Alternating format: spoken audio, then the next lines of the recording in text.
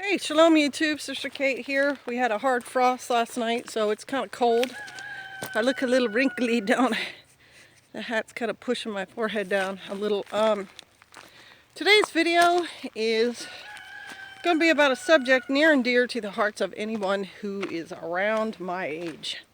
And that is life after the kids are gone.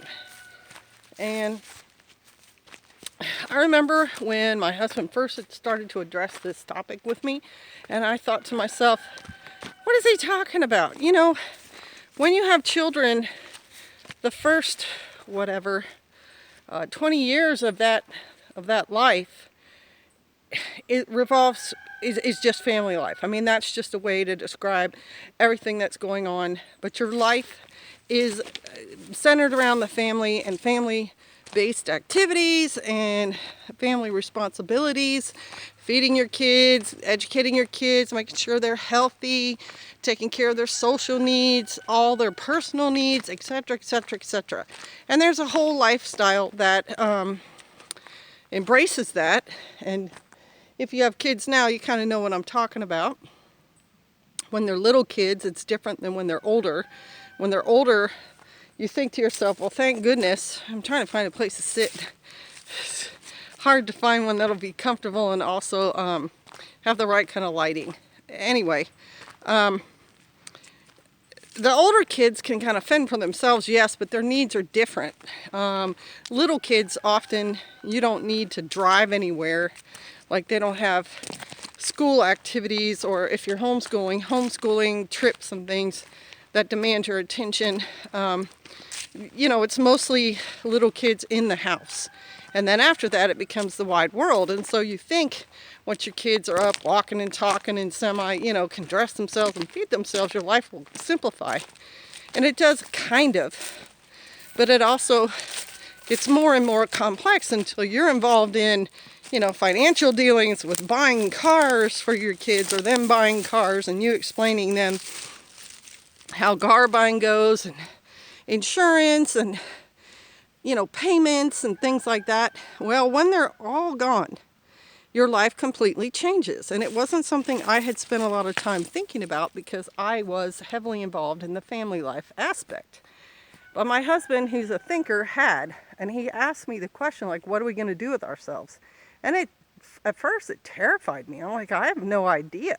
My identity is so tied up in the family life, I can't picture myself outside of it. Well, now we're, 5 years into it, 10, 5 probably. And I can tell you some of the things that your life's going to consist of when the kids are gone. One, your finances change because your children hopefully are financially independent, or at least financially self-sustaining. And so the income that used to support, however many of you there are, now supports just 2. And that changes things. You don't have to be worrying about making bill payments and everything every month if, you've been able to sustain yourself career-wise and money-wise up to that point. So that's one. We went from like a 9-car family down to a 5-car family, and really 2 of them aren't running, so it's a 3-car family. Or even now 2. I think we're down to 2 vehicles that we're counting on. So that changed. All the insurance reduced, bills reduced because you're using less water, electricity, etc. And now we're off grid, so our bills are really, really small. Grocery bills small. Cooking now becomes different because you don't have to make these elaborate, huge meals to feed these kids to nourish them. You're just sustaining yourself and your spouse. And so cooking is different and smaller. So I went over finances. Space is different. If you've got that great big old farmhouse or that great big suburban split level with the at least 3 bedrooms and 2 bathrooms and stuff like that in it, now all that space is just for the 2 of you, and you don't really need to have all that space necessarily. I'm not saying you can't, and some people don't want to, but with all that space, you also need to heat it and have electricity for it and water for it, or if you're off grid, you're doing it yourself. Our off-grid house is way smaller because we're doing it ourselves. Our on-grid house, we just cut back right now on everything, and you aren't, even if we were living there full time, we wouldn't be using the amount of water and electricity that an entire family did. You got to look at your physical limitations as you get older. You know, what can we do? What do we want to do? And also travel, because as you get older, travel gets harder and harder. So if you have travel wishes, you need to take care of them while you're still physically able.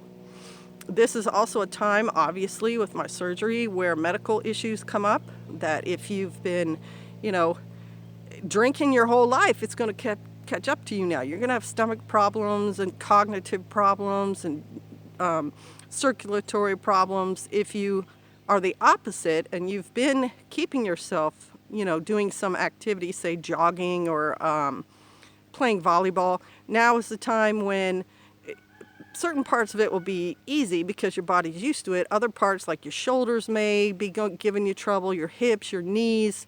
It's years and years of use that, you know, finally your body's like, I've had enough. So you may have to slow down a little or change.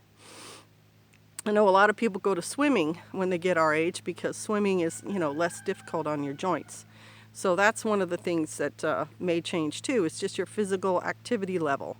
Your mental acuity is going to change. You have to work on keeping yourself mentally stimulated nowadays as you're older.